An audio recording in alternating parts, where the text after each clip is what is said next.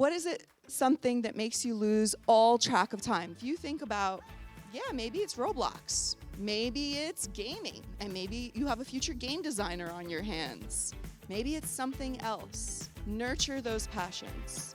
If it comes organically, it will not be a task to be successful in it.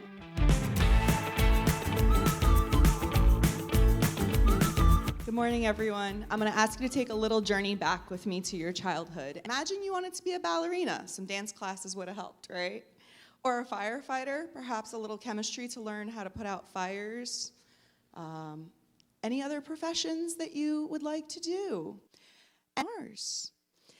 So I want you to think about the fact that 85% of the jobs that your students will have in the future have not been invented yet.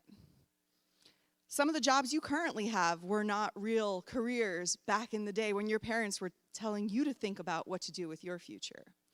But as children, you don't have to decide what you want to be, although that question is asked very often and very formally. You have to explore your interests, and that's what we're here to talk to you about today. So, if you could change one thing in the world, what would it be? This is my guiding light question for students.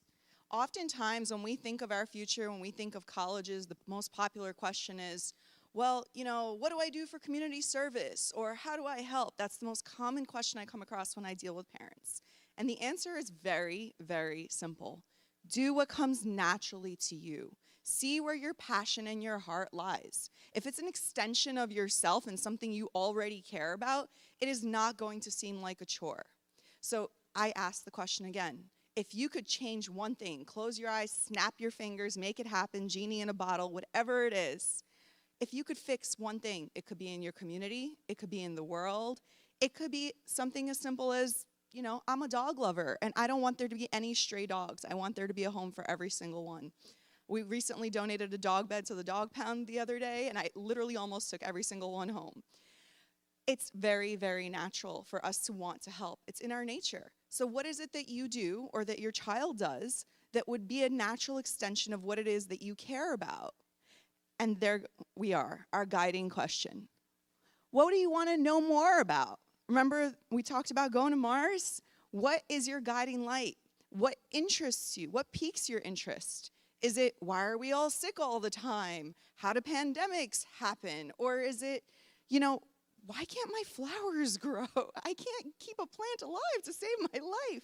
Is it too much sun? Is it too little sun? Is it the chemicals around it? Is it the environment? Is it a cold weather plant? It's what drives you. Whether it is the marching band and you decide to take your friends instead of practicing at home or in the garage with your garage band and go to the old folks' home and entertain them with some music, or whatever it is that your heart will be content with, take it and extend it out. Bringing a smile to someone's face, doing a little bit of good doesn't always have to be such a great task.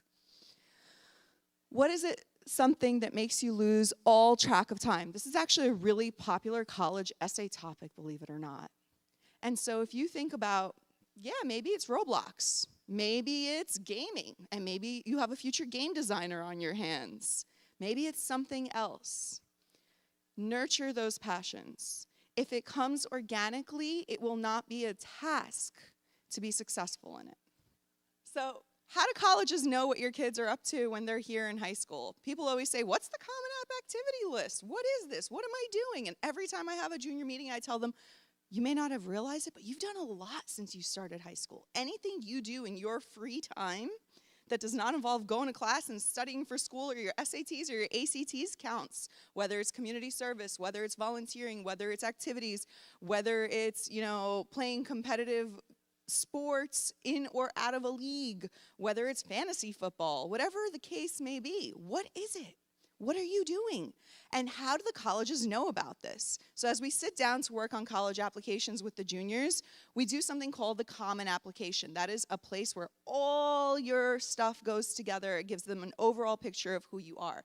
In the Common Application, there's something called an activity list. In that activity list, they want to know how you spend your free time.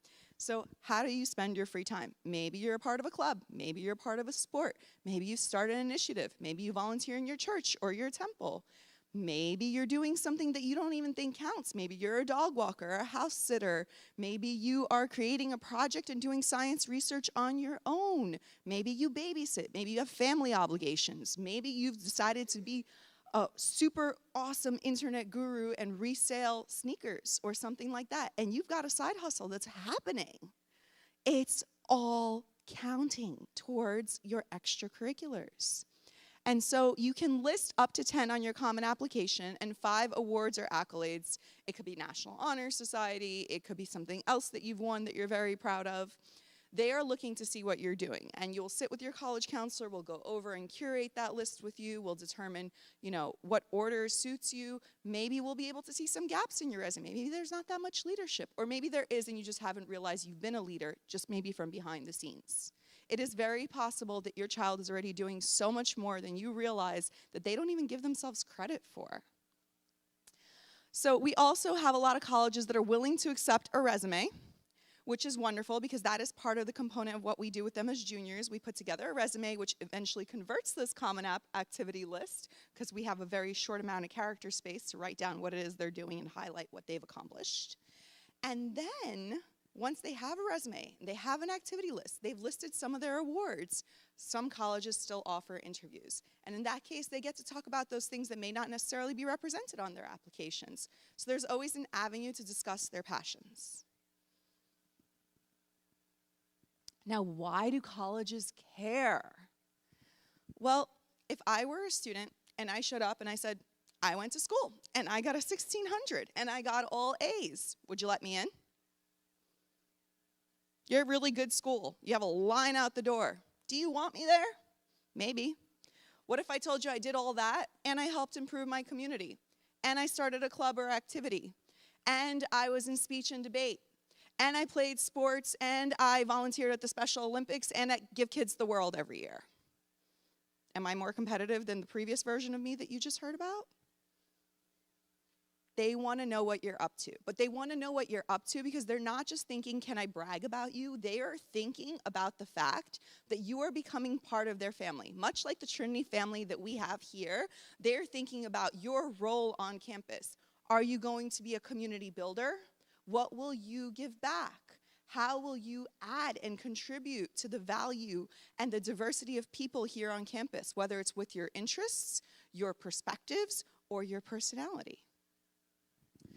And it can also lead to your intended major. So we started our conversation this morning discussing what it is that we wanted to be when we were little. It all adds up. So perhaps we were ballerinas when we were younger, and we danced on our toes, and we broke our foot. And then we decided to do physical therapy, unfortunately, or fortunately, because it got us interested in the body. And we took classes in human anatomy and physiology. And we volunteered with people who have injuries in order to help them recuperate and give them motivation. And we brought the cheerleading team with us to help them on the weekends too, because clearly you don't want to exercise when you can lay in the sunshine, right? And so this narrative comes together. And that is the point. They are looking to see the big picture. They are not looking at one single instance or an award or a single test score, because let's face it, colleges are test optional these days.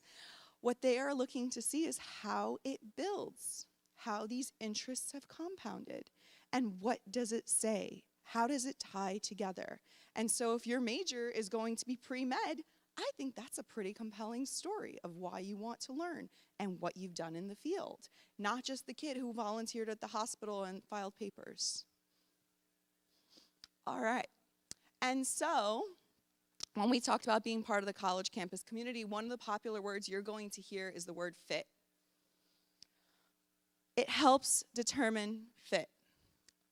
They want to know what you're bringing to the table. Once again, they are looking to see how you have taken your free time or your life experiences or your volunteering or your activities and how that will translate to the campus community. If you're going to a college, even UCF in our own backyard here, where it's large enough to have its own police force and be a little town of its own, they want to know if you're going to be a standout, upright citizen or if you're just going to blend into the crowd. And this will help them determine that. Are you going to be a campus community leader? Are you going to start a club? Are you going to join an initiative? Are you going to go do beach cleanup with your dorm? Whatever it takes. There's always something that somebody's interested in. I've yet to meet a student that has absolutely no interests whatsoever. They just may not be the ones that you're thinking of right away. There's generally two kinds of students. There's a student we call pointy. So I'll pick on my youngest son, who I think went to school because he could play basketball. So his resume was basketball. His sport was basketball. His summer sport was club basketball, AAU. His volunteer was coaching basketball. His paid job, guess what it was? He was a basketball coach. He clearly had a passion. It was his thing. Everything he did was around basketball. It was great. Colleges loved him. There's other students who, when you ask that question, what's your passion? When somebody asks me that, I can be like, well, I like college counseling, but passion's a big word. So students can use these extracurricular activities to figure out what they like, but equally as important, figure out what they don't like. It's all part of a process. So sometimes you'll have a student who's done a little bit of everything. I'll have someone come to me and say, oh, my daughter's playing violin. She's played it since she was 3. Should she keep doing it? I said, well, does she like it? No, she hates it. She fights, but she's really good, and should she keep doing it? No. So what the colleges are looking for in all of this stuff is that authentic kid, right? Because that's what makes your kid different. They're all different. So figure out what it is you like, figure out what it is you don't like, and go for it. All right, so when we talk about extracurricular activities, very generally speaking, it's nice to have the range of the 3 different things. So there's the academic activities that we'll get into, your community service, and then your personal activities. So we're going to dig into what am I talking about when I talk about an academic activity? Because there can be a wide range of those. I've had students that go off and say, oh, I think I want to study business or economics. And I always pick on, there's one program at Georgetown over the summer that's economics. And they go and they take those courses. And more often than not, they come back and say, oh, it's not economics, right? I thought that was cool. I really don't like it that much. So if they have the opportunity to go to some sort of camp, some sort of class, it's a great thing to do, but we are also very respectful of the fact that some of those hold ridiculous price tags, so it's certainly not a necessary part. There's a ton of other things they can do, and it's also important to keep in mind that it doesn't matter what college, if they're going to go to a college to do one of these camps, because it's a business. So somebody says, okay, I'm going to rent out Georgetown's dorms and their classrooms, and I'm going to bring kids. So if you're applying to Georgetown, Georgetown does not care that you paid somebody else to come to their camp over the summer. But it's a nice opportunity to feel what it's like to be in a dorm. Do I like the campus? Do I like the area? Do I want to be in a city? So those are all really cool things that students can explore. There are overlapping classes that Trinity has, right? So newspaper, yearbook, that they're doing a lot of that work outside of the classroom, so they are considered an extracurricular activity, even though it might be built into their schedule. National Honor Society, a lot of our students tutor other students, also activity.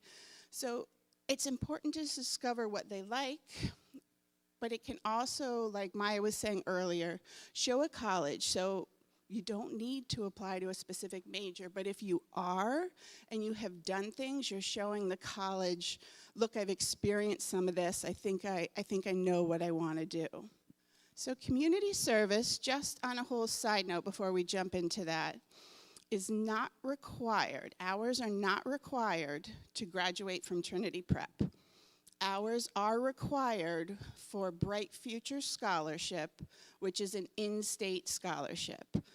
The highest level does require 100 hours of community service or 100 hours of work.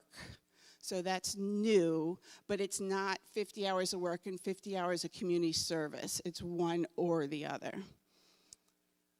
So again, there's tons of opportunities. The school has clubs, so any club that gives back, like the Key Club, I know they do a lot of work with the community. So that would be something that was considered community service. So sometimes there's an overlap into which category that this might be. So if a student has thousands of hours of community service and maybe one or two clubs, we might put Key Club into clubs. So there is a little bit of play in those activity lists under what we put the student's activity. The school has tons of opportunities for a student to be a teacher's aide or even help IT at the help desk. And so those opportunities are offered all of the time to the kids. With community service, like Maya was saying earlier, the difference between it being painful and being something you want to do for the sake of doing it is finding something they care about. Because if they're just collecting those hours, it's not going to be an enjoyable activity, and it doesn't come across to the colleges as something you care about, because they might have to write about those things. Most essays say, tell me about one extracurricular activity you did, and having one that you love makes that essay much easier. And then this is the whole personal extracurricular. What is it you do for you? Is it a sport? Often students think it has to be something related to the school. It does not. So I had a student that loved yoga and started studying yoga, wanted to become a yoga teacher, and she's like, oh, but it's not offered at the school. It's not a class. No, that's an awesome thing. I had another student who took up beekeeping during COVID. How cool and unique, and how much research.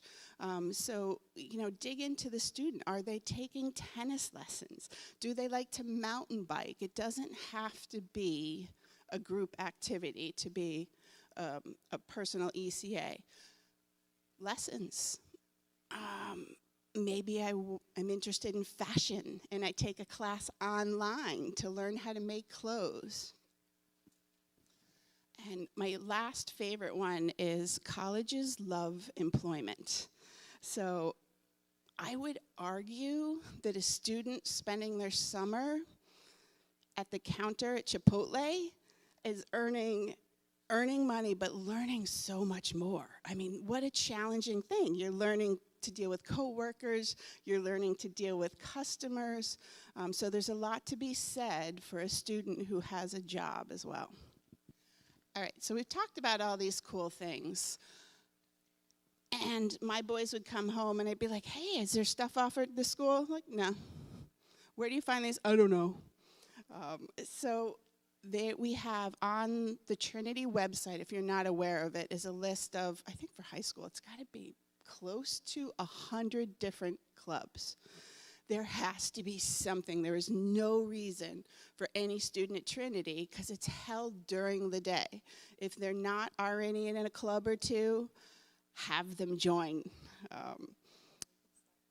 Yeah, that's another thing too, is if in that 100 they truly can't find something they're interested in, Trinity's wonderful about letting a student start their own club, and that's showing your initiative, your leadership. So the athletics, again, in school, out of school, club, private lessons. And then for the community service, Miss Fry in our office keeps a Canvas page. And every student in high school has access to this Canvas page, and it's called Community Service Opportunities. So anything that comes across her desk, she posts there regularly, in school, out of school, in the community. And she said also volunteermatch.org, she said, is an amazing tool that they use. You can filter by age, you can filter by location, you can filter by interest, and so anything in the community out there the kids can find. The College Counseling Department also keeps our own Canvas page for all high school students, and it's called Summer Internship Research Opportunities. Again, we update that, or Ms. Tanis updates that, almost daily. So we'll take off after things expire. We try to break it down. There's interest in STEM or sports or art, whatever you're looking for. That stuff is there, and if any jobs, anybody reaches out to Trinity and says, hey, we have this position, we'll post that there as well. There's lots of research. If you have a student who enjoys that, have them look under that research tab.